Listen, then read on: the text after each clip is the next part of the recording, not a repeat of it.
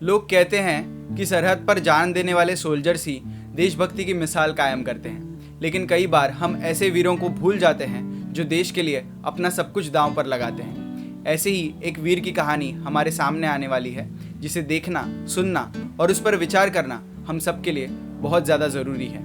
मैं बात कर रहा हूँ 1 जुलाई को रिलीज़ होने वाली फिल्म रॉकेटरी के बारे में, जो Indian aerospace engineer Nambi Narayanan ji के ज़िंदगी की एक सच्ची और दिल दहला देने वाली कहानी है, जिसे लिखा है आर माधवन जी ने और उसके एक्टर एंड डायरेक्टर भी वही हैं।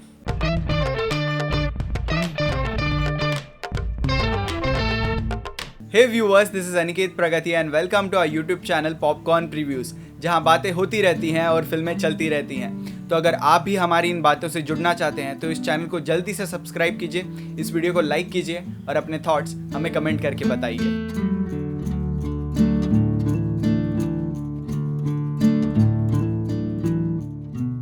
नंबी नारायणन जी की स्टोरी शुरू होती है एक ऐसी संस्था के बारे में जानकर जिसे आज पूरी दुनिया पहचानती है और मानती भी है, ISRO, Indian space research organisation. ISRO आज इतनी बड़ी संस्था है, कामयाबी की हर एक ऊंचाई को छू रही है, तो उसका क्रेडिट इसरो के साइंटिस्ट और उनसे जुड़े सभी लोगों का है। और उन्हीं साइंटिस्ट में से एक हैं नंबी नारायणन, जिन्होंने देश की सफलता को ही अपनी सफलता बनाकर इसरो को world's most cost efficient space organisation बनने में बहुत बड़ा योगदान दिया। इसरो एक ही दिन में तो इतनी बड़ी ऑर्गेनाइजेशन नहीं बनी, परेशानियां तो हर किसी को झेलनी पड़ती हैं, और आपकी परेशानियां बढ़ाने का काम वही लोग करते हैं जिन्हें आपकी कामयाबी से डर लगता हो। और इसरो की कामयाबी से डरने वाले कई सारे देश थे, और उन्होंने सीधा वार किया हमारे देश के ब्रिलियंट माइंड्स पर। किसी अच्छे मकसद को खत्म करने के लिए एक अच्छे इंसान के वजूद को ही खत्म कर दिया गया। उम्मीद करता हूँ कि इस सारी तामझाम का ढंग का नतीजा निकलेगा। अगर आपको लग रहा है ये सब फजूल है तो फिर आप यहाँ पर आए कि मैं यहाँ इसलिए आया हूँ क्योंकि मेरे साथ जो हुआ वो इस देश में किसी और के साथ नहीं होना चाहिए।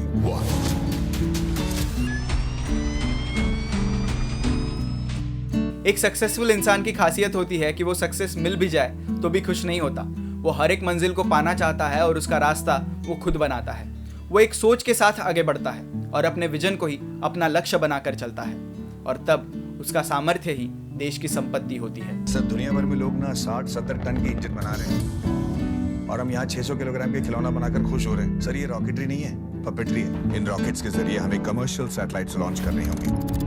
कमर्शियल सैटेलाइट लॉन्च मार्केट जो आने वाले दिनों में $1 ट्रिलियन मार्केट है, उसका हमें हिस्सा बनना पड़ेगा। पर यह दुनिया ऐसी है कि यहाँ हर तरह की संपत्ति का मोल भाव होता है, फिर चाहे वो आपकी सोच हो, आपका जज्बा हो या आपकी बुद्धिमत्ता। नंबी नारायणन जी को भी इसी तरह खरीदने की कोशिश की गई, और वहाँ हम ये जान पाए कि बाजार में कीमत भले हर किसी चीज़ की लगती हो, लेकिन कुछ नंबी नारायणन जी जैसे अनमोल साइंटिस्ट भी होते हैं जो चंद पैसों के लिए अपने मॉरल्स और एथिक्स को बेचा नहीं करते। जो मेरे अब्बा अंकल पूरा परिवार 5 साल में कमाते हैं, वो आप 1 साल में कमाओगे? ना, 1 महीने में। क्या कहती हो? ऐसा ऑफर ले लें। ये फिर से हमारे काबू दिमाग छीनना चाहते हैं। लेकिन फिर भी यहाँ हमें ये जानना ज़रूरी है कि आखिर कोई भी इंसान भगवान तो नहीं होता। कमियां तो हर किसी में होती हैं, शायद उनमें भी कुछ कमियां थी, लेकिन उनकी कमियों ने उनकी कामयाबी के सामने हमेशा घुटने टेक दिए। उन्होंने कुछ ऐसे काम किए जो शायद ही कोई कर पाए, और यही बात उनके आत्मविश्वास की बहुत बड़ी साक्षी है। लेकिन आसमान छूने के लिए सिर्फ आत्मविश्वास काफ़ी नहीं होता, उसके लिए पागलपन भी ज़रूरी होता है। ऐसा पागलपन जो आप खुशी से देश के नाम कर देते हो। क्योंकि मेरे सामने जो देख रहा हूँ उसे देखकर मेरा खून खोल रहा है। Nambi Narayanan, project director of cryogenic, project director of second stage, project director of fourth stage, associate project director PSLV. सबको लगता है कि लिक्विड इंजन मेरी वजह से फेल हुआ है, लेकिन सच तो ये है कि मैं आपकी वजह से फेल हुआ हूँ। 400 मिलियन पाउंड्स का इक्विपमेंट स्कॉटलैंड से उठा लाए मुफ्त। हमारे साइंटिस्ट को फ्रांस भेजकर उन्हीं का इंजन उनसे ही बेहतर बना दिया। रशिया में क्रायोजेनिक इंजन अमेरिकन के नाक के नीचे से निकाल लाए।